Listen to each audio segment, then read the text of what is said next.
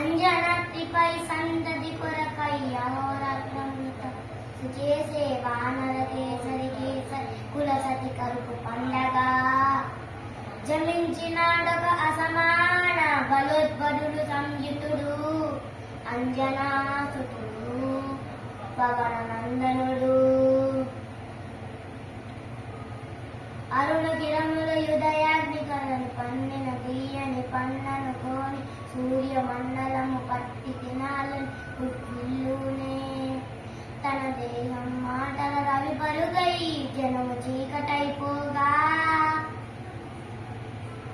అది ఎవరెందుడు గమనించి తన ఐరావతమని రోహించి